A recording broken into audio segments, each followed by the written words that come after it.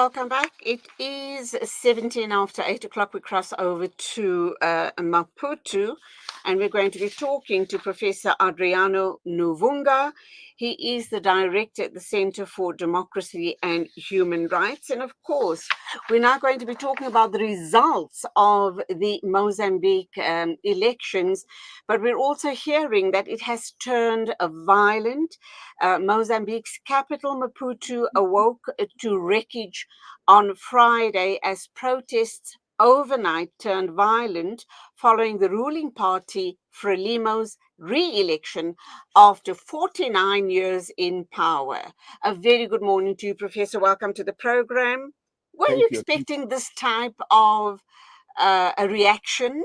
Because when you and I spoke last, about a week or so ago, you seemed confident at the time that thus far everything is calm, is peaceful, and everything seems to be working according to plan. You are right. You are right. That was in reference to the actual day that the people were going to cast their vote. So the 9th of October.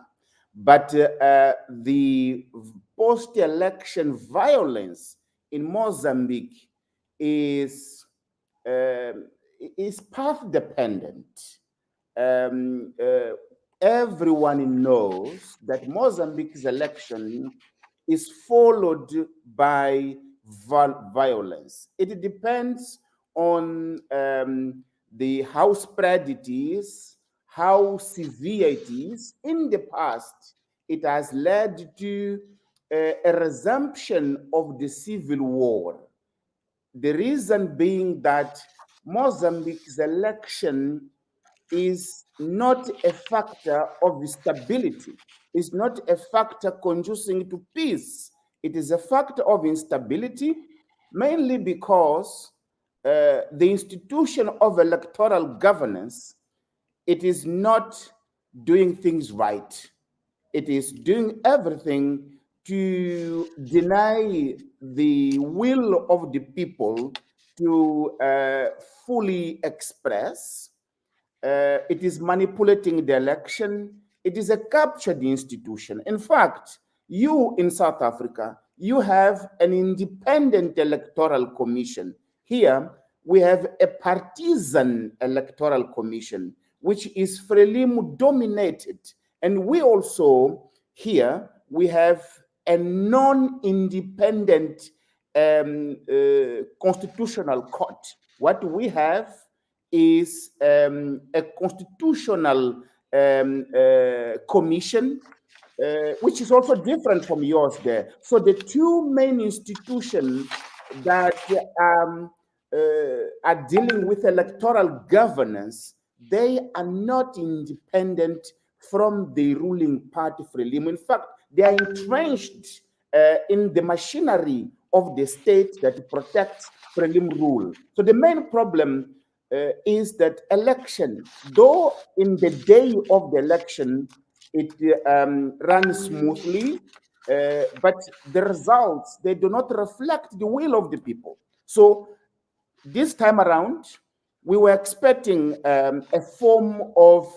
manifestations, demonstrations, I would say, but no one would anticipate the level of violence, the brutality of the police, but also the boldness of the young people throughout the country to stand and say enough is enough.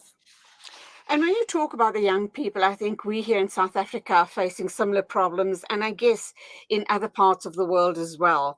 There's this issue around youth unemployment at very, very high levels, which is resulting in mass migration, legal and illegal, simply because the youth want to make something of their lives. They want jobs. They want to lead a meaningful life. So that's one of the very big issues in Maputo as well. I think your youth unemployment is sitting at somewhere around 47%. That being said, we also understand that a European Union poll observer mission earlier this month noted, and I quote, net favoritism in favor of the Frelimo party. And these officials have gone on to say that they're very concerned about the legitimacy, noting that there were irregularities during counting and unjustified alteration of election results at polling station and district level. What do you suppose is going to happen now? Because there are two very important issues here. The youth are probably, there seems to be an upsurge and uprising in the youth because they're very unhappy about what's now playing out. And the fact that the European Union have also said that there were major irregularities as far as the vote was concerned. Indeed, the EU is right, and this is not novel. It has since been there. If you look back at the EU's reports in previous missions, observation missions, it is there. But something changed now. And what has changed?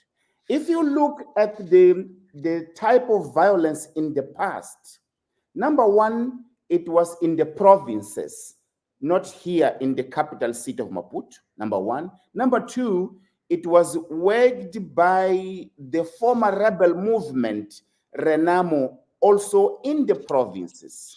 And the then President Yakama, he was isolated from society. Now things have changed.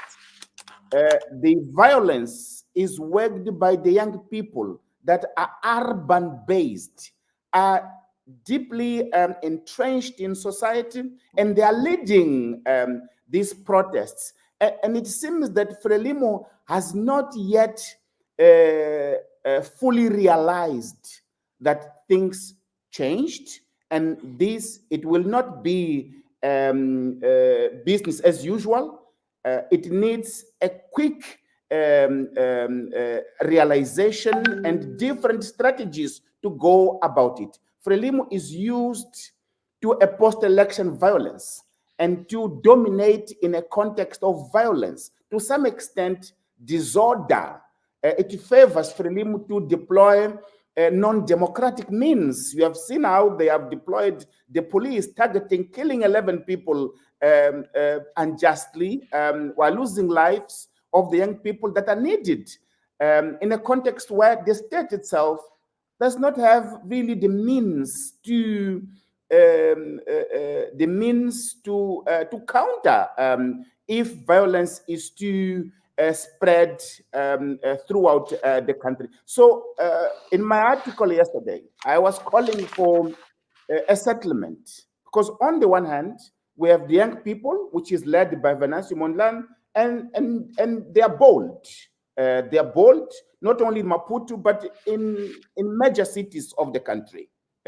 On the other hand, we have a Frelimo establishment, which it is still in the moods of the past, where they have been able to manage and manipulate Yakama, failing to learn that this is a different type of demonstration. So there is a need here for the two parts with some form of mediation.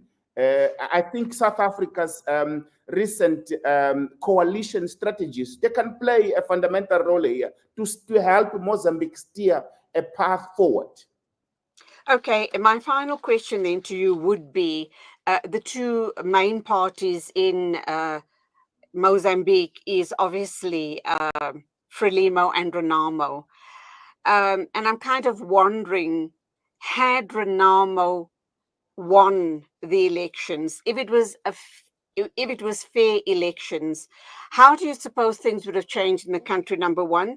But there's also another element here to be taken into account, because while Renamo has traditionally been the main opposition group, the emergence of Mondlane and the Podemos party is now a new development in this election. How do you believe it might have skewed the outcome of this result, even though we agree that the elections have been rigged? Oh, I agree absolutely with your take, with a certain caveat, which is the Renamo has lost its legitimacy towards the people of Mozambique under the leadership of President Momad. So it is 10 years now after the death of President Dhlakama of Renamo. It is now that the opposition, 10 years later, has come with a vibrant, charismatic young presidential candidate who is Venancio Mondlane, who easily has dislodged Momad from being the second most voted presidential candidate. And consequently, Podemos, which is really an unknown, obscure political party out there, it has taken advantage of Mondlane now to emerge as the second most voted political party. It's obscure in that it has some elements in its manifesto. For instance, it wants to restore the death penalty, some of the aspects in its manifesto in relation to women, not really up to what we defend in terms of gender justice and gender equality. So it is still a political party that is not prepared for the role that now it has suddenly gained. The game changer of all this is Venancio Mondlane. He changed the landscape of the opposition party, or of the opposition sphere. And the expectation, as I've indicated, is that knowing that this election was fraudulent, not respecting the will of the people, but you know, these former liberation movements, they are ready to even see the country going further down, only to maintain themselves in power. So the respect of the people of Mozambique is not first. The first is their maintenance to benefit of the circles of power. With that said, there is a need again. Here there is a need for the region. And I'm looking at President Ramaphosa and some important leaders of the region to come together. If something goes wrong in Mozambique in terms of escalation of violence, South Africa will suffer, the region. Absolutely. So it will overspill. It will overspill. We're going to have to leave it there. Undoubtedly, we will be talking again sometime in the near future to hear what sort of developments have played out in your part of the world. But thank you indeed, Professor Adriano Nuvunga. You are the director at the Center for Democracy and Human Rights. Go well. God bless. Thank you. Thank you. It is exactly 8:30 a.m. News and Views right here on Salam Media. And our next guest is Dr. Attila Kisler, International Justice Cluster Lead at the Southern Africa Litigation Center. Stay with us. We are here in the middle of a Zahra neighborhood. The whole neighborhood is already destroyed. More than 17 towers are down.